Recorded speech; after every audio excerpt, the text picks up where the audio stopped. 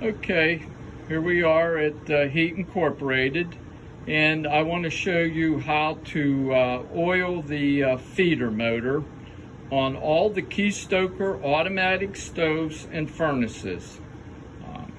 Now, this is the back of the stove where the hopper is, and underneath that is your feeder motor that runs the pusher bar.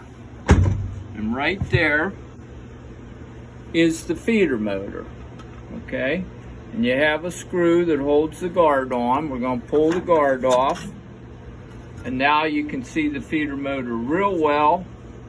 And right here, this little hole is where you put the lubricant in. There's like a fabric in there to hold the lubricant and lubricate this bottom bearing.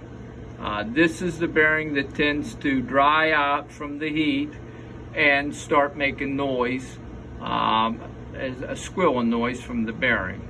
So, and any good motor oil, 30 weight, synthetic oil, or 3-in-1 oil, and I suggest you lubricate it twice a year. Once in the fall when you start it up, and then probably halfway through the fall. And obviously, if you want to lubricate it in the spring as far as part of your maintenance and servicing, that would be fine too.